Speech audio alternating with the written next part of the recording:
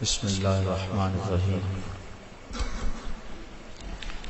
الحمدللہ رب العالمین والصلاة والسلام علی سید الانبیاء والمرسلین قال اللہ تعالی وتبارک فی القرآن المجید والفرقان الحمید بسم اللہ الرحمن الرحیم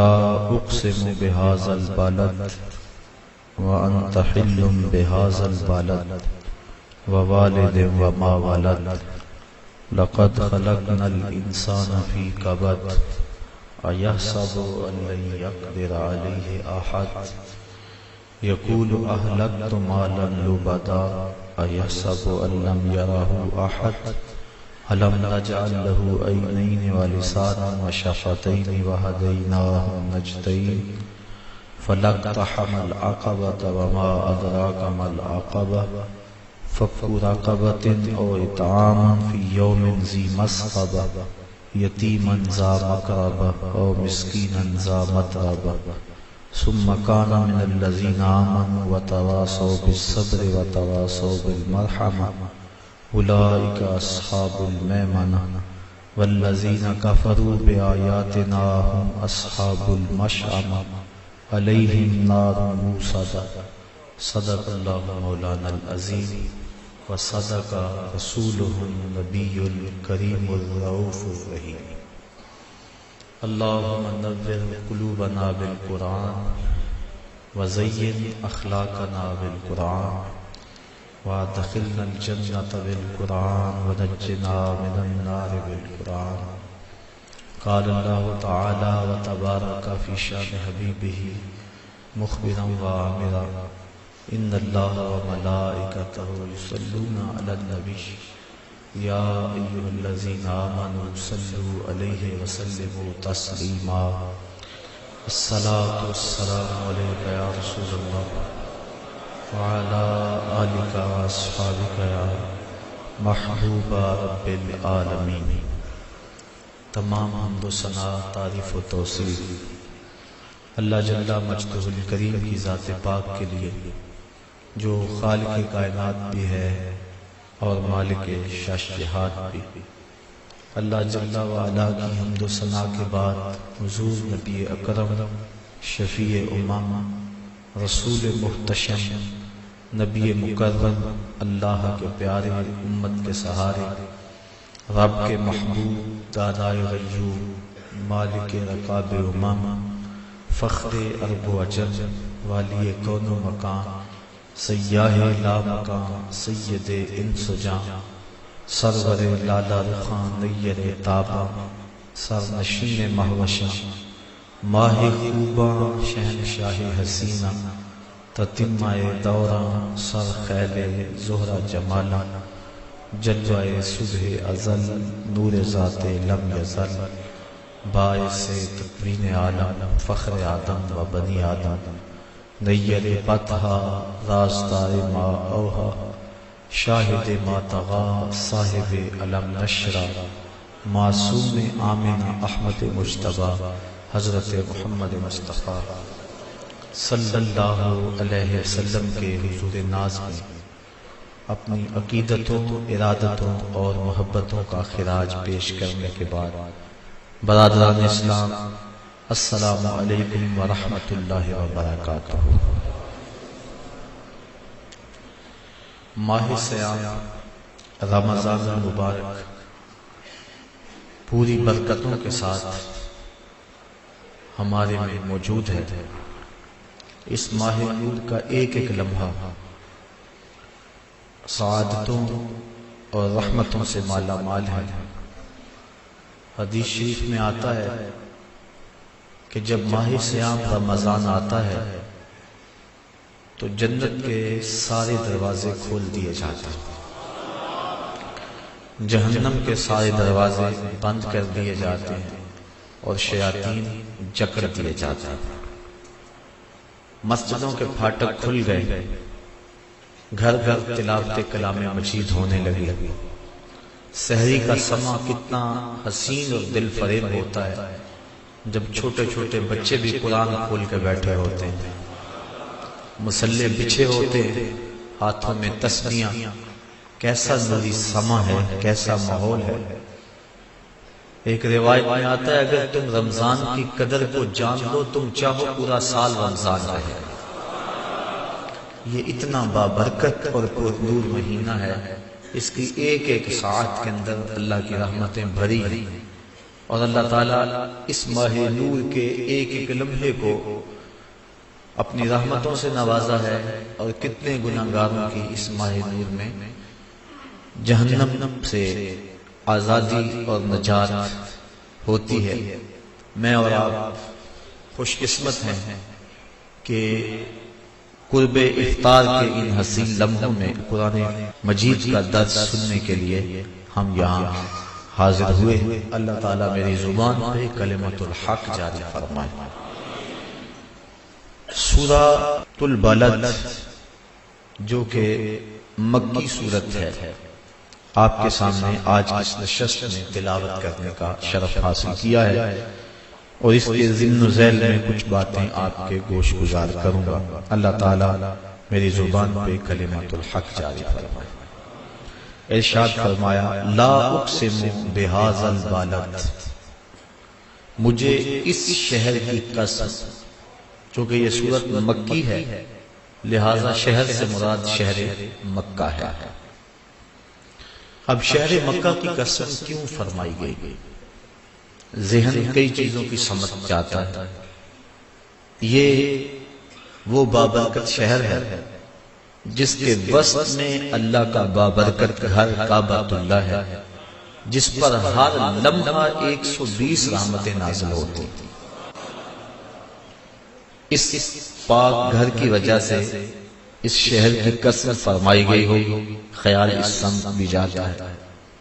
یہ وہ گھر ہے کہ جس کو دیکھنا بھی عبادت ہے، جلالت ٹپکتی ہے، اس کو دیکھ کر اہل ایمان کے دلوں پہ لرزہ طاری ہو جاتا ہے، اللہ کا خوف اور خشیت دلوں پہ طاری ہوتی ہے، اس کی ہیبت کا دلوں کے اوپر ایک پرکیف سما ہوتا ہے۔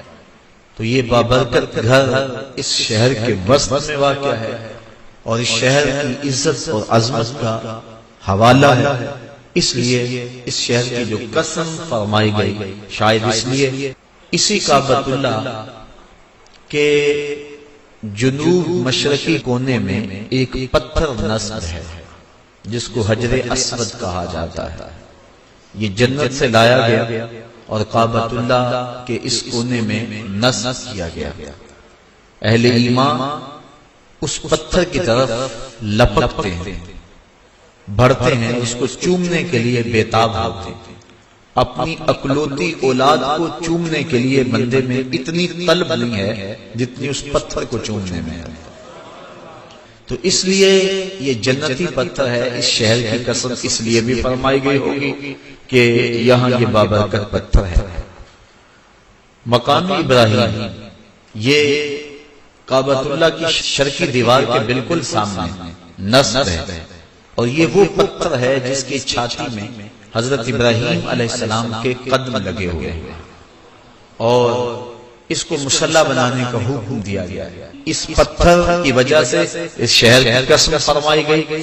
تھوڑا سا آگے آ جائیں تو چاہے زمزم ہے، اور یہ وہ جگہ ہے جہاں حضرت اسماعیل علیہ السلام نے ایڑیاں رگڑی تھی اور اللہ نے چشمہ جاری کر دیا، اور حضرت اسماعیل علیہ السلام کے قدموں کی خیرات قیامت تک دنیا لے رہی ہے، اور اس پانی میں شفا بھی ہے، وہ پانی غذا بھی ہے، وہ پانی دوا بھی ہے۔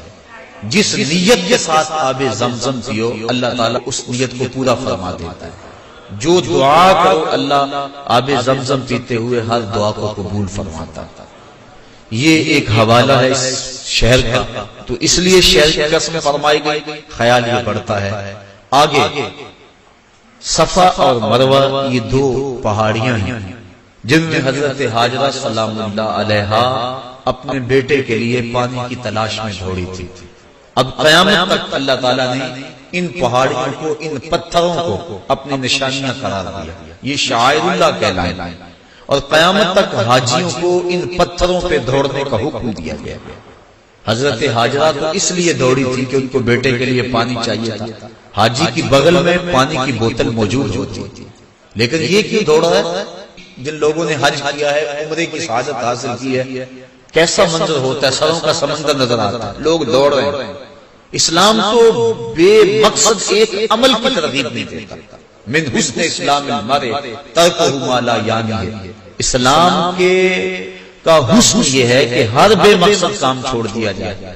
اب حضرت حاجرہ تو پانی کے لیے دوڑی، اور یہ پانی کی بوتل بغل میں لٹکائے ہوئے دوڑ رہا ہے، پانی کے لیے تو نہیں دوڑ رہا، بیٹے کے لیے دوڑ رہا ہے، بیٹا بھی ساتھ دوڑ رہا ہے، درمیان میں تیز ہو رہا ہے، انہیں تو لال نظر نہیں آتا تھا، بیٹا نظر نہیں آتا تھا، اور یہاں باپ بیٹا اور ماں اکٹھے دوڑ رہے ہیں۔ تو یا اللہ یہ دوڑنا بھی عبادت ہے؟ کہا ہاں، جن راہوں پہ میری بندی دوڑی تھی تم ان راہوں پہ چلو گے، میں تمہارے اوپر رحمتیں نچھاور کروں۔ تو صفا اور مروہ اللہ کی نشانی ہے۔ یہاں کوہ حرا ہے، جبل نور ہے، جس پر اسلام کی پہلی وحی نازل ہوئی اور پھر قرآن اترتا رہا، تو اس لیے اس شہر کی قسم فرمائی گئی۔ تو ذہن میں یہ کئی خیال آتے ہیں، شاید جبل ثور ہے، اس وجہ سے اس شہر کی قسم فرمائی گئی، لیکن اللہ تعالیٰ جل شانہ نے آگے واضح اور دو ٹوک فرما دیا۔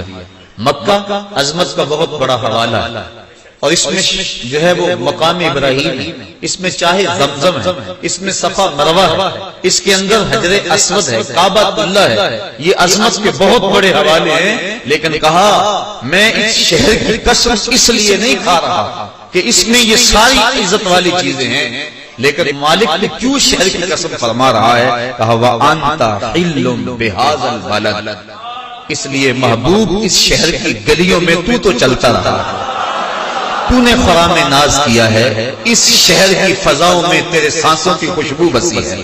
تو شہر مکہ عظمتوں کے اور بھی کئی حوالے تھے، اور اگر یہ دوسری آیت نہ ہوتی تو یقیناً بہت سارے لوگوں کا ذہن ادھر ہی جاتا اور اس پر مناظرے ہوتے کہ شہر کی قسم اسی لیے کھائی گئی کہ شہر میں مکہ المکرمہ ہے، مقام ابراہیم ہے، چاہے زمزم ہے، لیکن مناظرے کا موضوع کم از کم اس باب میں تو ختم ہوا۔ کہا محبوب اس شہر مکہ کی قسم میں اس لیے کھا رہا ہوں کہ تیرے پائے نازنین کے بوسے اس شہر کی خاک میں لیے۔ وَأَنْتَ حِلٌّ بِهَذَا الْبَلَدِ، محبوب تو ان گلیوں میں چلتا تھا۔ وَوَالِدٍ وَمَا وَلَدَ، اور محبوب تیرے باپ کی قسم، یعنی حضرت ابراہیم علیہ السلام کی قسم، اور ان کی جو اولاد ہے اس اولاد کی قسم۔ تو اللہ تعالیٰ جل شانہ نے یہ قسمیں فرمائی، اس شہر کی قسم فرمائی جس شہر کے اندر محبوب کے جلوے تھے۔ اللہ اکبر، محبوب رہے ہیں، اللہ قسم فرما رہا ہے۔ اسی لیے علماء نے کہا، اس باب میں علماء کا اختلاف ہے مکہ افضل ہے یا مدینہ افضل۔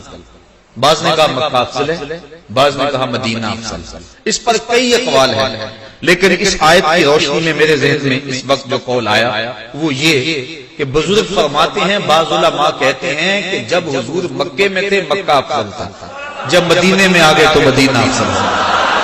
اللہ اکبر، اللہ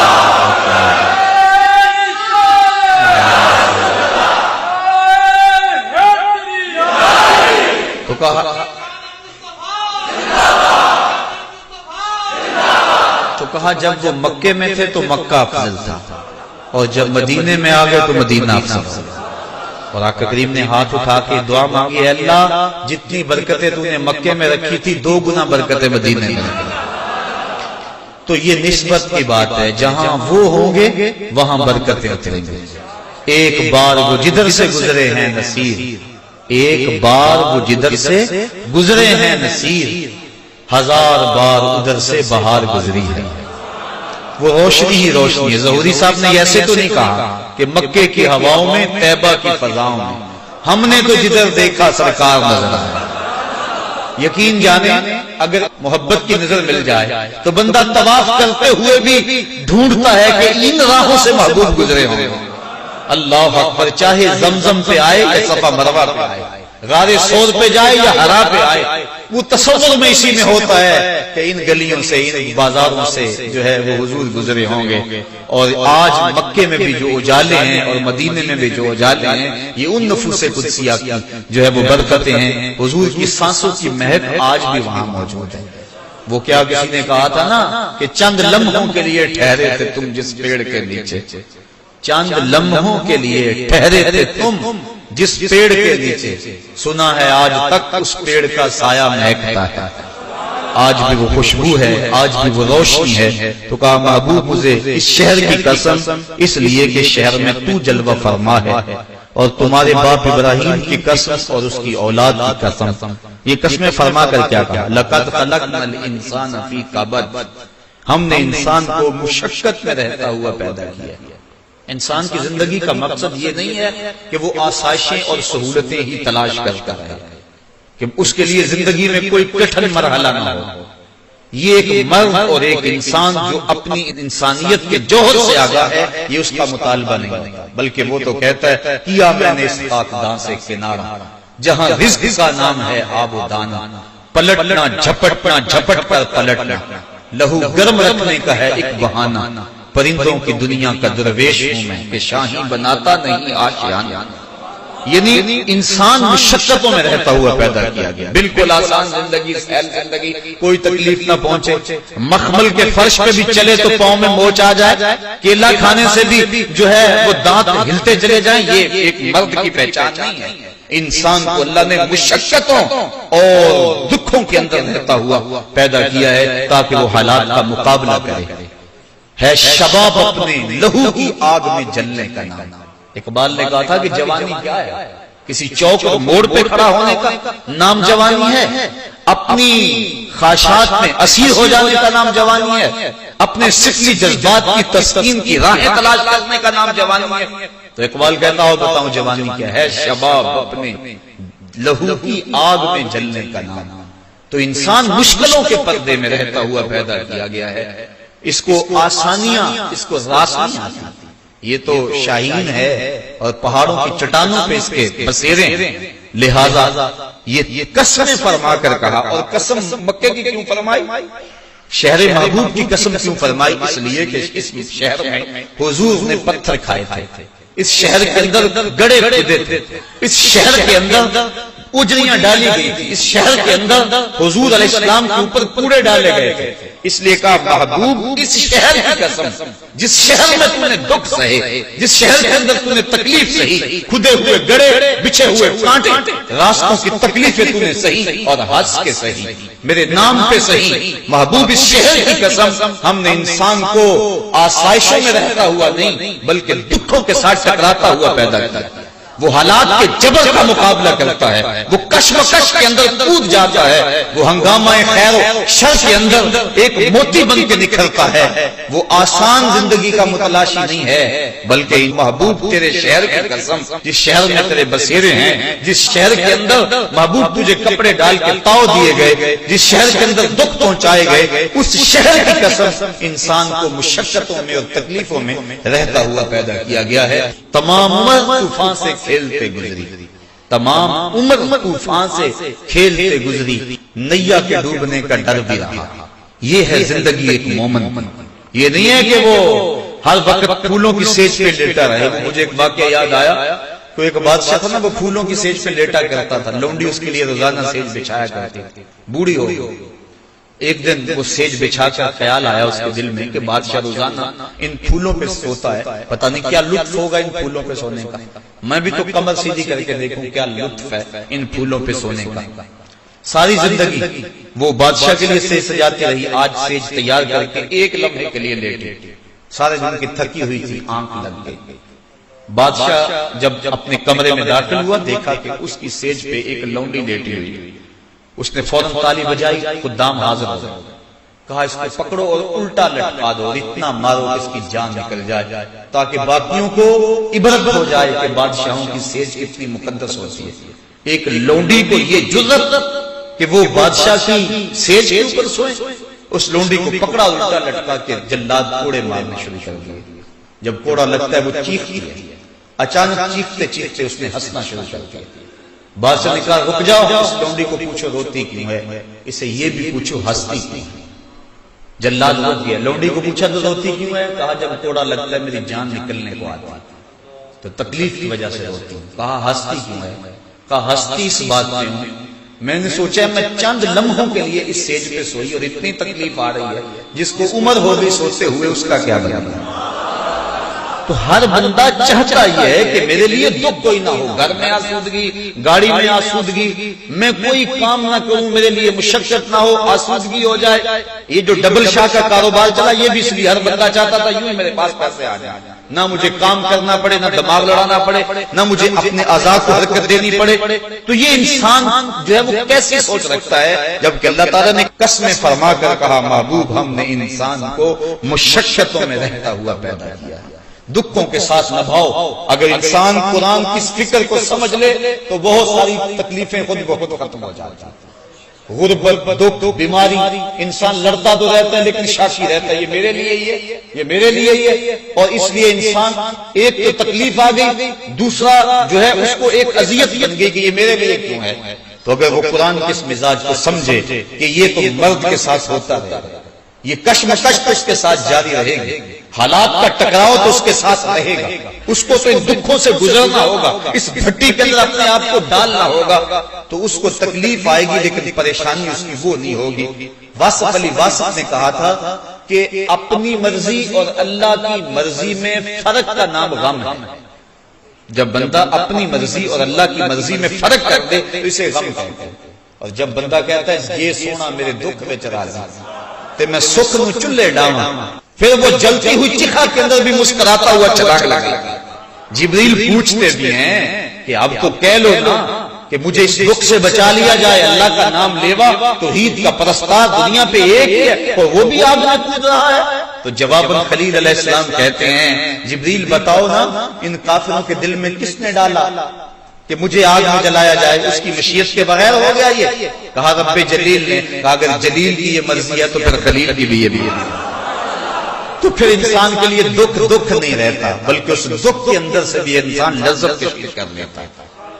تو کہا انسان کو ہم نے مشقتوں میں رہتا ہوا پیدا کیا ہے، دکھ اس کا گھیرا کریں گے، بیماری اس کا گھیراؤ کریں گی، غربت پسماندگی اس کو تکلیف دے گی، لیکن یہ حالات کا جبر کا مقابلہ کرتے ہوئے آگے بڑھتا چلا جائے۔ لیکن انسان کی ایک اور فطرت ایحسب ان لن یقدر علیہ احد، جب پھر اس کے پاس دولت آ جائے، اس کے پاس اقتدار آ جائے تو یہ کیا کہتے ہیں؟ ایحسب، یہ گمان کرتا ہے ان لن یقدر علیہ احد، اس پر کسی کی طاقت نہیں، یہ تو اتنی دولت ہے، اتنا اس کے پاس سرمایہ ہے، گن مین اس کے پاس دائیں بائیں آگے پیچھے چوکس رہتے ہیں، اس کا کوئی کیا بگاڑ سکتا ہے؟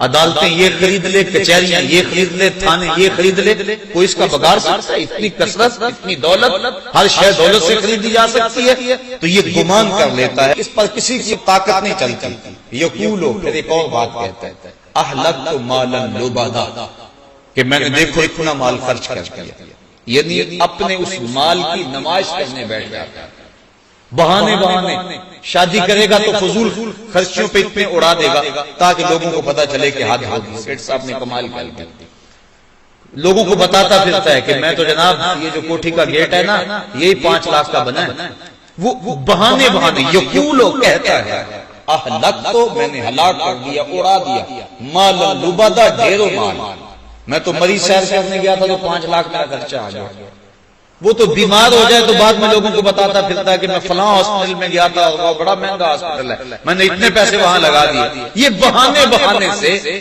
لوگوں کو اپنے مال کے مصرف بیان کرتا رہتا ہے۔ یقولو کہتا ہے اہلک، میں نے ہلاک کر دیا، مال لبدا، بہت سارا مال۔ ایحسب ان لم یرہ احد، کیا یہ گمان کرتا ہے کہ اس کو کسی نے دیکھا نہیں؟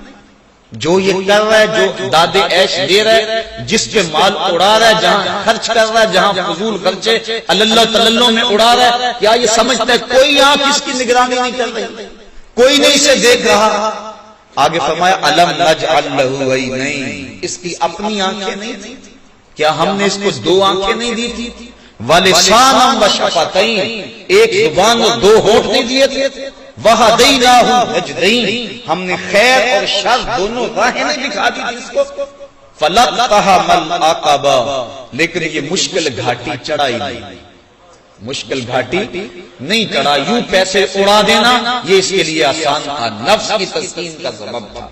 مری جا کے 5 لاکھ خرچ کرانا یہ تسکین کا سبب تھا اس کے لیے، اس کا نفس خوش ہوتا تھا۔ یہ فضول خرچیوں کے اندر اعلیٰ عہدیداروں کی دعوت کر کے اور ڈھینگے مارتا ہے کہ اتنے اتنے لوگوں سے میرے تعلق ہیں، اور لاکھوں روپے خرچ کر دیے دعوت میں، اس پر اس کے نفس کو تسکین ہوتی تھی۔ لیکن کہا جو مشکل گھاٹی ہے اس میں نفس کو تسکین نہیں، روح کے قرار کا سبب ہے، لیکن یہ اس گھاٹی پہ نہیں چاہیے۔ وہ کیا گھاٹی ہے، مشکل گھاٹی کیا ہے، قرآن نے بیان کی۔ آگے فرمایا وما ادراک ما العقبہ، تجھے کیا پتا کہ وہ مشکل گھاٹی کیا ہے۔ آگے فرمایا فک رقبۃ، وہ کسی پھنسے ہوئے کی گردن کو چھڑانا ہے، کسی دکھیے کے کام آ جاتا۔ یہ جو 5 لاکھ مری میں اڑایا ہے، اس کی بجائے بہتر نہیں تھا کہ یتیم بچیوں کی شادی کر دیتا؟ یہ تیرے لیے نہیں تھا وہ بوڑھے باپ جن کی بیٹیاں ان کی دہلیز پہ جوان بیٹھی ہیں اور کوئی ان کا رشتہ قبول نہیں کرتا کہ ان کے پاس دینے کے لیے جہیز موجود نہیں ہے، تو چپکے سے جا کر رات کے اندھیرے کے اندر ان کی مٹھی کے اندر یہ 5 لاکھ روپیہ دے آتا اور اسے یہ بھی تاکید کرتا کسی کو خبر بھی نہ ہونے پائے، تو تیری روح کو تسکین نہ نصیب ہوتی۔ لیکن یہ مشکل گھاٹی تھی، تو ایسا عادی ہو گیا انسان، تو عید کے موقع پہ کسی کو آٹے کی بوری بھی دینے لگتا ہے تو 7 اخباروں کے فوٹوگرافروں کو بلا لیتا ہے اور کہتا ہے میں دینے لگا ہوں اس کو عید پیکج اور یہ میری تصویر 7 اخباروں میں چھپنی چاہیے۔ تو اس طرح عادی ہو گیا، غریب کی غربت کا تماشا تو دیکھتا ہے اور اس کا اشتہار لگاتا ہے، تو بھول گیا ہے ان دکھیوں کو، ان پریشان حالوں کو۔ تو جو ہے وہ امیر لوگوں کی افطاری کر کے فضول خرچیاں کرتا ہے، لیکن کبھی تو نے غریبوں کو بھی پوچھا کہ تمہارے گھروں میں نان شبینہ بھی ہے یا کیا؟ تم نے کبھی ان کو بھی پوچھا کہ جو کھجور کو چوس کے روزہ افطار کرتے ہیں اور سحری کے وقت بھی خشک روٹی سے روزہ رکھ لیتے ہیں اور سارا دن تڑپتے ہیں، ان کا بھی کبھی حال پوچھا ہوتا؟ اور تو اگر اپنی ذاتی خواہش کی بجائے تو ان لوگوں تک یہ مال پہنچایا ہوتا تو یقیناً یہ گھاٹی تھی تو مشکل، لیکن اس سے برکتیں بہت ساری وابستہ تھی۔ کہا وہ مشکل گھاٹی کیا تھی؟ فک رقبہ، کسی بندے کی گردن چھڑانا، او اطعام فی یوم ذی مسغبہ، یا بھوک کے دن کھانا کھلانا، یعنی جب خوشحالی کے دن ہو، قحط نہ ہو تو کسی کو کھانا کھلا دینا یہ اتنا مشکل نہیں ہے، لیکن جب خود انسان کو اپنے لیے پریشانی بنی ہوئی ہو، قحط کے دن ہو، تو پھر کسی کو کھلانا یہ ایثار ہے اور یہ بہت بڑی نیکی ہے۔ یتیمن ذا مقربہ، کسی یتیم کو، کس یتیم کو؟ جو قریبی ہو۔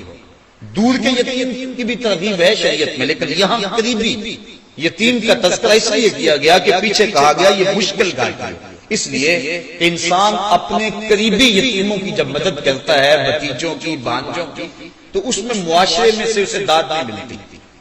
سارے کہتے ہیں کہ اپنوں کے ساتھ ہی کر رہا ہے، لہذا انسان ان کو تو بعض کا نظر انداز کر دیتا ہے اور دوسروں کی مدد کر کر کے داد لیتا ہے، وصول کرتا ہے۔ اس لیے کہا مشکل گھاٹی یہ تھی جو قریبی رشتہ دار تھے، غریب اور یتیم جو تھے، ان کی مدد کرتا تاکہ تیرے نفس میں بھی شاک ہوتا اور اس پہ جو ہے وہ تیری قبولیت بھی ہوتی۔ او مسکینن ذا متربہ، یا ایسے مسکین جو خاک آلود ہیں۔ ایک تو وہ مسکین ہے کہ اگر ان کو خیرات دی جائے وہ تمہاری سخاوت کا ڈنڈورا پیٹیں گے، لیکن یہ وہ ایسے مسکین ہیں کہ ذا متربہ، جو مٹی سے ملے ہوئے، ایسے ان کی خستہ حالت ہے، اگر تم چپکے سے جا کے ان کو خیرات دے آؤ گے تو وہ تمہاری سخاوت کا ڈنڈورا نہیں پیٹیں گے، لہذا اس کی طرف انسان مائل نہیں ہوتا بلکہ اس سمت مائل ہوتا ہے جہاں اس کا اشتہار لگنا ہوتا۔ تو کہا کہ مشکل گھاٹی یہ ہے، یتیمن ذا مقربہ او مسکینن ذا متربہ، خاک نشین مسکین کو، ثم کان من الذین آمنوا، اور پھر وہ لوگ جو ایمان لائے، وتواصوا بالصبر وتواصوا بالمرحمہ، آپس میں وہ صبر کی وصیتیں کرتے ہیں اور ایک دوسرے پر مہربانی کرنے کی وصیتیں کرتے ہیں۔ معاشرے میں دو ہی طبقے، ایک طبقہ خوشحال اور ایک طبقہ بدحال، دونوں کی ذمہ داری اس آیت کے اندر بیان کرتے ہیں۔ جو بدحال طبقہ ہے، دکھی طبقہ ہے، بیمار طبقہ ہے، غربت کی چکی میں پسنے والا ہے، اذیت میں مبتلا ہے، مظلوم طبقہ ہے، اس طبقے کی راہ ہے کہ صبر کر، صبر کے بدلے میں اللہ نے اجر رکھا ہوا۔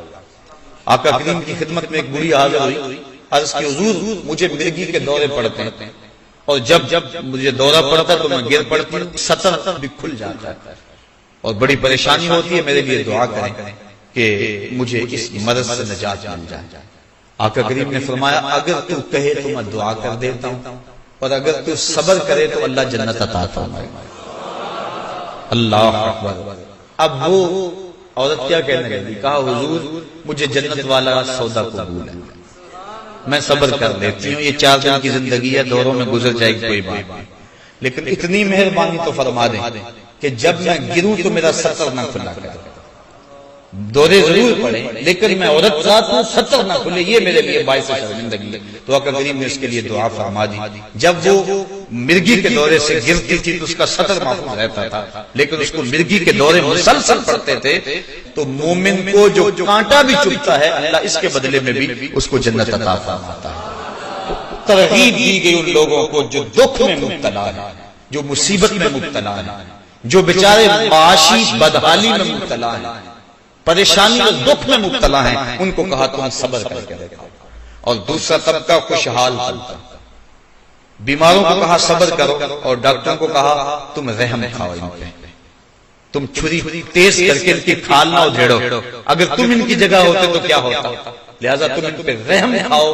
عمراء کو کہا گیا کہ تمہیں سرخاب کے پر تو نہیں لگے ہوئے تھے کہ تمہاری جھولی میں دولت زیادہ آ گئی؟ پڑھے لکھے سمجھدار دانا بینا غربت کی چکی میں پس رہے ہیں، اور تمہیں اگر دولت زیادہ دے دی گئی تو اس کو اپنی دانائی شمار نہ کریں، تمہارے جیسے دانا گلیوں میں رل رہے ہیں، تم اپنی محنت پہ اس کو مثال نہ دیں، تمہاں سے زیادہ محنت کرنے والے یہاں نہیں پہنچ پائے جہاں تم موجود ہو۔ اس لیے ان کو کہا کہ ان کے حصے کا جو رزق ہے وہ بھی ہم نے تمہاری جھولی میں ڈال دیا تاکہ تمہیں ثواب ملے، اور تم ان کو ڈھونڈو، ان کو تلاش کرو، اور ان کو خیرات کر کے ان کی دعائیں بھی لو اور اللہ کے کرم کے حقدار بن جاؤ۔ ایک طبقے کو کہا صبر کر کے دکھائے، اور دوسرے طبقے کو کہا کہ تم رحم کرو تاکہ ایک صبر کر کے اجر پائیں، ایک رحم کر کے اجر پائیں، اور حضور کی ساری امت اللہ کی رحمتوں کی حقدار بن جائے۔ لیکن ہوا کیا ہے ہمارے معاشرے کے اندر، جو دکھی ہے وہ باویلا کر رہا ہے، وہ خود اپنی غربت کا تماشا اڑا رہا ہے، اپنی سفید پوشی کا بھرم خود توڑ رہا ہے، اور دوسری طرف جو مالدار ہے، جو آسودہ ہے، جس کو اللہ تعالیٰ نے دکھ بانٹنے والا بنایا ہے، تو وہ سانپ بن کے بیٹھا ہوا ہے دولت کے اوپر، وسائل کے اوپر، اور وہ سمجھتا ہے کہ یہ میں نے اپنی محنت سے کمایا ہے، ان غرباء کا اس کے اندر کیا حق ہے، اور اگر ان کو دیتا بھی ہے تو تذلیل کر کے دیتا ہے۔ کاش کہ قرآن کے اس اسلوب کو ہم سمجھیں اور معاشرے کے یہ دونوں طبقے، امیر طبقہ اور غریب طبقہ، دکھی طبقہ اور آسودہ طبقہ، بیمار طبقہ اور اس کا علاج معالجہ کرنے والا، یہ سارے لوگ جو ہیں وہ مل جل کے بیٹھ جائیں، ایک صبر کرنے بیٹھ جائے، دوسرا رحمت کرنے بیٹھ جائیں۔ بتاؤ معاشرے کے اندر کوئی دکھ موجود رہے گا؟ جب کوئی غمخوار موجود ہو تو پھر دکھ بھی نہیں رہتا۔ وہ کیا کسی نے کہا تھا نا، یہ الگ بات ہے کہ تم آئے ہو تو کوئی نہیں، ورنہ درد تو یہاں ہزار رہتے ہیں۔ جب کوئی دکھ بٹانے آ جائے، تکلیف کا ساجی بن جائے تو پھر تکلیف نہیں رہتی۔ دکھ اس وقت اذیت ناک بن جاتا ہے جب انسان تڑپ رہا ہو، کوئی حال پوچھنے والا بھی نہیں۔ اس لیے معاشرے کے ان دونوں طبقوں کی ذمہ داریاں قرآن نے اس آیت میں بیان کی، اور یہی اس سورت کا عمود ہے، نقطہ کمال ہے اس سورت کا کہ آؤ اس سمت آ جاؤ اور دونوں طبقے اپنی اپنی ذمہ داریوں کو سمجھ لیں۔ لیکن ہم کتنے شفاف ہوتے ہیں، ہم کہتے ہیں ہمیں اپنی خوشیوں سے غرض ہے، ہمیں کبھی خیال نہیں ہوتا کہ ہم ان کاموں پہ لاکھ روپے لگائے ہیں کہ جن کے بغیر جو ہے وہ کوئی فرق نہیں پڑتا تھا، لیکن ہم نے کبھی یہ نہ دیکھا کہ ہماری گلی کے اندر کتنی بچیاں ہیں جن کے ہاتھ ابھی تک پیلے نہیں ہو رہے اور ان کے پاس جہیز نہیں ہے۔ آئیے ہم قرآن مجید کے ان الفاظ سے، ان کلمات سے روشنی لیں اور اپنے معاشرے کے دکھ بانٹنے کی کوشش کریں۔ وہ لوگ جو اس معاشرے کے دکھ بانٹتے ہیں وہ بڑے بابرکت اور بڑے ہی اللہ کی رحمتوں کے حقدار لوگ ہوتے ہیں، لیکن ہمارا حال تو میں کہا کرتا ہوں، حال یہ ہے کہ عید کے دن بھی ہم تفریق میں مبتلا ہوتے ہیں۔ ایک طرف امیر کا بگڑا ہوا بچہ گولڈن سیب کا ایک کونا کاٹ کر دوسرا کتے کے آگے ڈال رہا ہوتا ہے، اور دوسری طرف بیوہ کا یتیم بچہ عید کے دن بھی چھاپڑی لگائے آلو چھولے بیچنے پہ مجبور ہوتا ہے۔ یہ ہمارے معاشرے کی اونچ نیچ ہے اور یہ ہمارے معاشرے کا تفاوت ہے۔ کاش کہ ہم اس دن غبارے بیچتے ہوئے ان بچوں کو، عید کے دن بھی پانی بیچتے ہوئے ان بچوں کو قریب کریں، اور اپنے بیٹوں کو بھی تو عیدی دی تھی، اور ان کو کہیں ان سے سارے غبارے خرید لیں، ان سے سارا سامان بھی خرید سکتے ہیں، یا ان کو اضافی رقم دے کے ان کو بھی عید کی خوشیوں میں شامل کر لیں۔ میرے اور آپ کے آقا مولا کے لیے تو عید کا انتظار ہو رہا ہے، اور صحابہ کا مجمع منتظر ہے کہ حضور آئیں گے تو عید پڑھائیں گے، لیکن آقا کریم راستے کے اندر ایک بچے کو دیکھ کے رک جائیں اور پوچھا بیٹا آج تو عید کا دن ہے اور تم رو رہے ہو؟ عرض کی حضور میرے باپ کا سایہ میرے سر سے نہیں ہے۔ آقا کریم نے اس کو قریب کیا، اپنے گھر لے گئے، جو لباس حسنین کو دیا گیا تھا اسی یتیم بچے کو پہنایا گیا، کھانا دیا گیا، جب اس کے بال سنور گئے اور لباس اس نے پہن لیا، آقا کریم نے اس کو قریب کیا، چہرے پر اس کے مسکراہٹ سے کھیلنے لگی۔ آقا کریم کا دل اور پسیجا، اس کو قریب کر کے احساس محرومی مزید ختم کرتے ہوئے کہا بیٹا کیا یہ تو پسند نہیں کرتا کہ محمد تیرا باپ لگے اور عائشہ تیری امی لگے اور فاطمہ تیری باجی لگے؟ اس نے کہا یہ رشتے مجھے مل جائیں تو مجھے اور کیا چاہیے؟ کہا آج کے بعد یہ رشتے تیرے۔ اب ایک انگلی سے حسنین اور ایک انگلی سے وہ یتیم بچہ، اور عیدگاہ کی طرف بڑھ رہے ہیں، اور بچے بھی اپنے ماں باپ کے ساتھ جا رہے ہیں، لیکن یہ بچہ اللہ اکبر ناز کر رہا ہے اپنے مقدر پہ، اور باقی بچوں کی آنکھوں میں آنکھیں ڈال کے زبان میں حال سے کہتا ہے تھا تو یتیم، لیکن آج یتیمی کا مزہ آ گیا کہ مصطفیٰ کی انگلی تھامے جائے۔ کاش ہم اپنے معاشرے کے دکھ بانٹیں۔ عید کا موسم آ رہا ہے، یہ رمضان گزر رہا ہے، ہمیں اپنے بھوک سے احساس ہوتا ہے کہ نہیں کتنی عجیب بھوک ہے، لیکن وہ لوگ جو ترستے ہیں نان شبینہ کے لیے بھی ان کو ڈھونڈیں۔ معاشرے میں غم تھوڑے نہیں ہیں، سارے ہم بانٹ بھی نہیں سکتے، لیکن جہاں تک ہو سکے ہم معاشرے کے دکھ بانٹیں، معاشرے کے دکھوں میں شریک ہوں۔ اللہ تعالیٰ جل شانہ اپنی رحمتیں ہمارے اوپر نازل فرمائے۔ وآخر دعوانا ان الحمدللہ رب العالمین۔